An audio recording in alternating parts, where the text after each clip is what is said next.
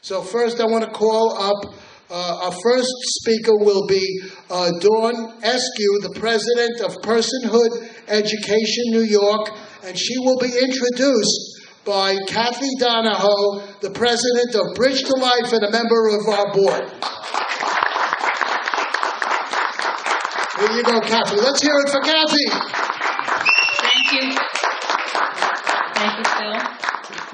Hi there, back there, guys. Big defenders of life in the back corner. Thank you. It's always a pleasure to address like-minded people. We are in a battle for our culture, especially for the culture of our unborn children and their mothers. We live in a state where it's not okay now to declaw a cat because it's inhumane, but it's acceptable and it's legal to kill a child the day that it's going to be born. This infuriates me. It should be a call to action for every single person of goodwill. And I'm president of Bridge to Life. I just want to say a couple of things that we need at Bridge. Our shelves are empty. We had 38 women this week and 47 women last week. So our shelves are empty of winter jackets for little children, 2, 3, and 4. So if you're going shopping for anything and there's a big sale, pick up one, maybe an extra one, and send it our way for our children. I get an opportunity we also are relocating. We lost our lease. I said this last month. We have a couple of buildings, prospective buildings, but we're going to be doing a major capital campaign. So if you know anybody that's like-minded and that could give us a sizable donation for our new move, I certainly would appreciate this because our city needs us. And without further ado, I want to introduce a good friend of mine that because of our like-minded passion towards the unborn, we met a couple years ago. Dawn Eskew is a native New Yorker born and raised on Long Island. She spearheaded the personhood movement in New York State in 2013 with the help of Thomas Brecker, founder of the Thomas More Society, the leading pro-life constitutional organization in the United States. Dawn is on the board of Personhood Alliance, which is the national personhood organization where she represents New York State. So please, and her passion is personhood. So she's very knowledgeable, so please give her your attention. And without further ado, Dawn Eskew.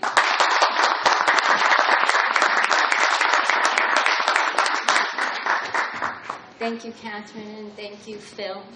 I'm just going to start off with a 1-minute video.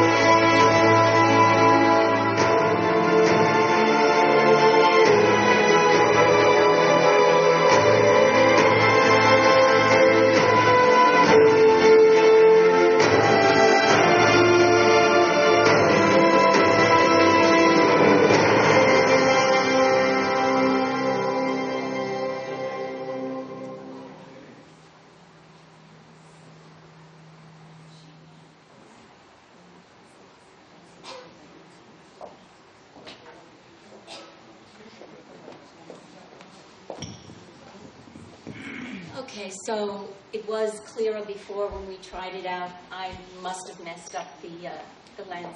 Anyway, so I'm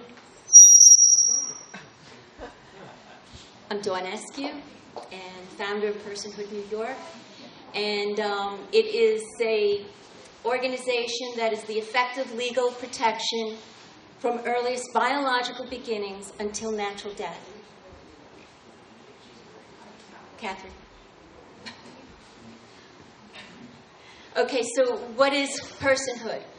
Personhood works on multiple fronts, and it is not the new pro-life strategy. It is actually the original strategy in fighting abortion when Roe v. Wade first came into being. But it is being renewed now through states that are getting, more and more states that are getting involved with it. When I got involved with personhood at the national level, there were only 12 states. You can't hear me? Okay, there were only 12 states. And, but now, since 2013, we have 23 states, and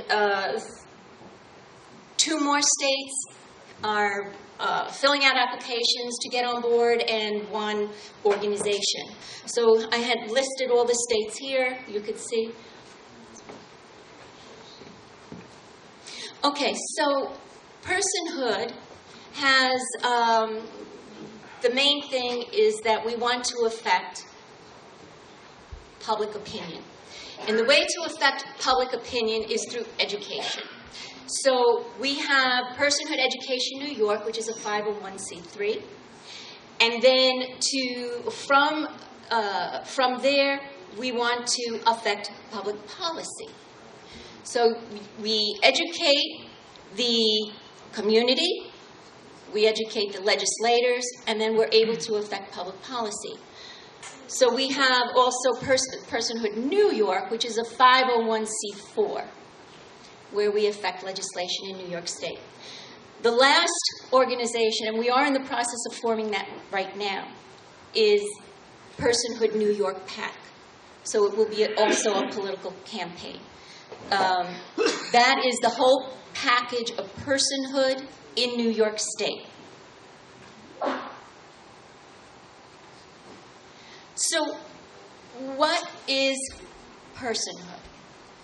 Personhood came into being soon after Roe v. Wade, when Justice Blackmun told Sarah Whittington. Sarah Whittington was the attorney who wanted to legalize abortion in the United States. So Justice Blackmun told her, and it's all recorded, you can look this all up, he told her that she would have a very hard time legalizing abortion or convincing anybody in the courts if the unborn child was defined as a person. So from there, those who were fighting abortion said, okay, so that's the strategy we need to use. We need to define the unborn child as a person.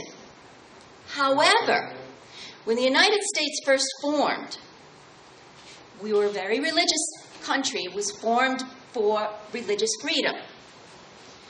And it was a known fact, not a known fact, but it was a known that the unborn child was a person. It was already considered a person, but it just wasn't written down in the 14th Amendment.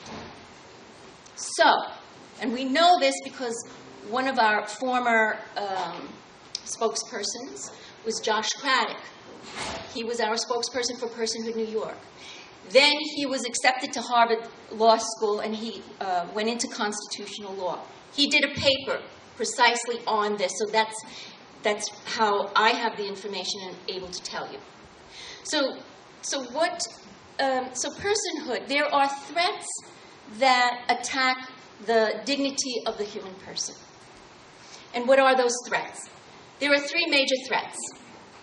The threats to personhood are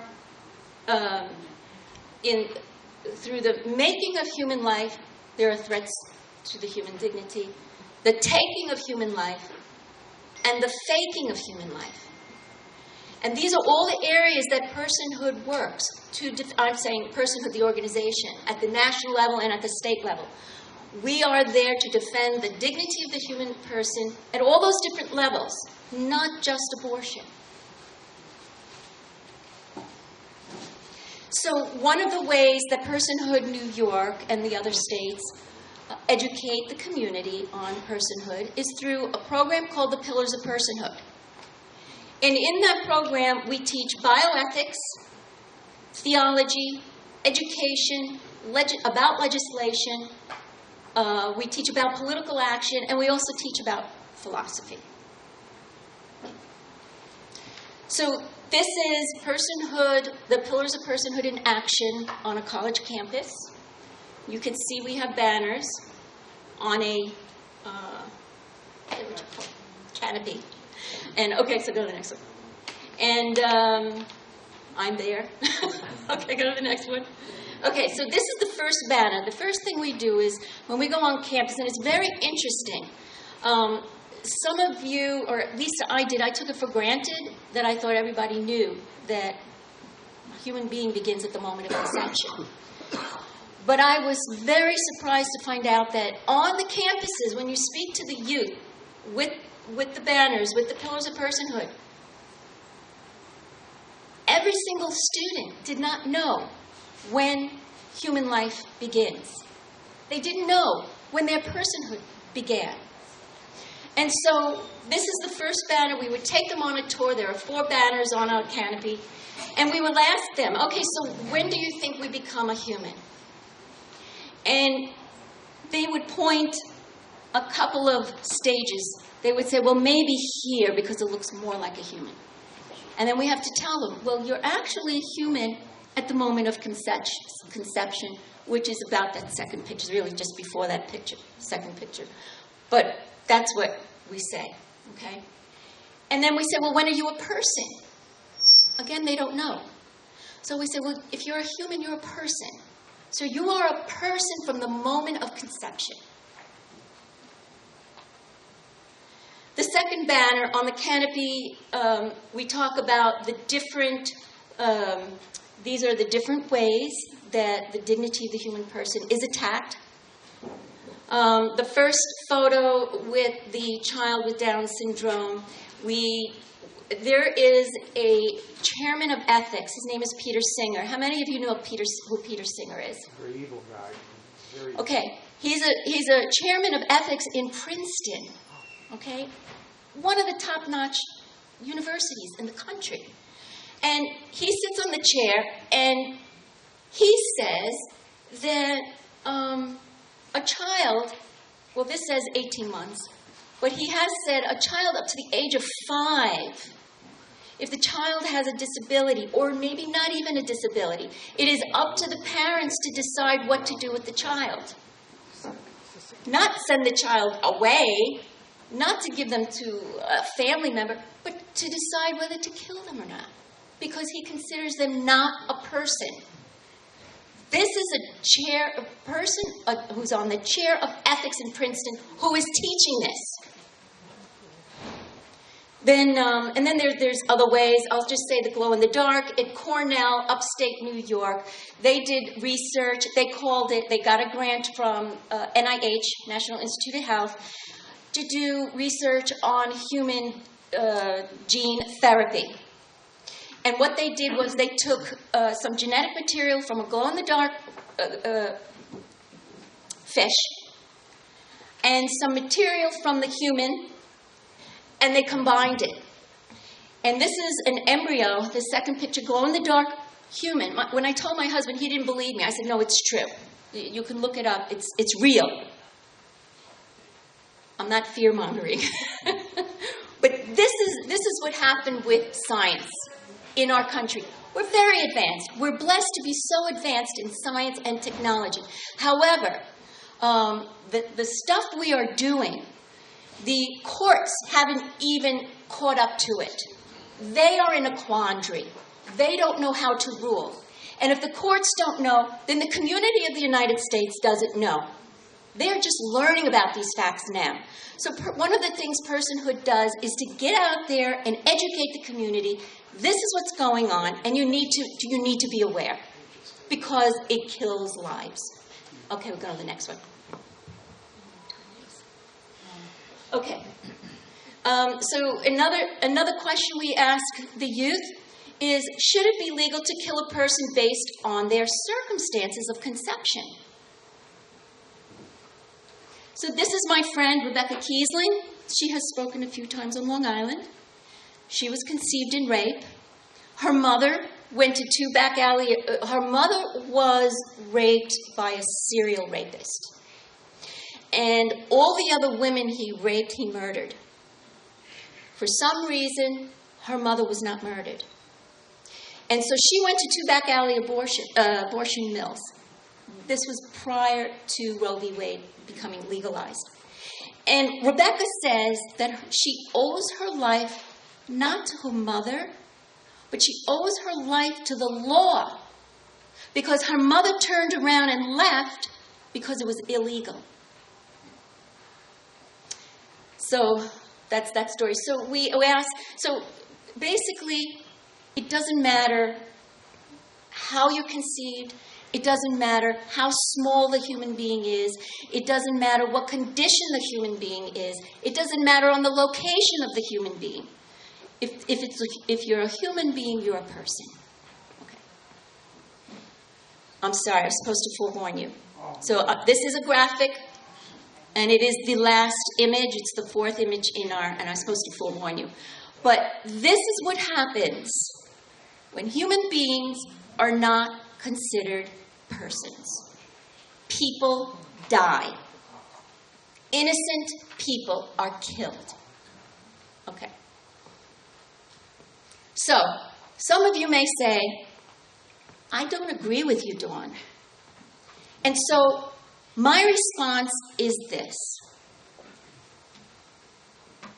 It's up to you. But you need to make a decision. What I have presented to you is the truth, as Phil and Rabbi said. What I have presented to you is the truth. And you have to decide.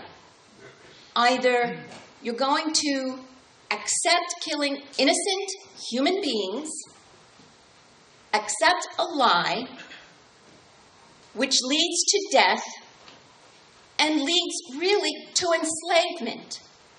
What has happened to our country when Roe v. Wade has passed? We're losing our freedoms. Just yesterday, I saw a report that came out that President Trump signed a bill to protect conscience rights. And a New York judge, after that, gave it a thumbs down. That means the consciences of physicians will be forced to perform an abortion. If assisted suicide becomes legal in New York State, they will also be forced, well, the law does, in a way, force them with the way the bill is written up. But they will be forced, and people will be forced to do what is against their conscience or religion. And that is not what this country was built upon.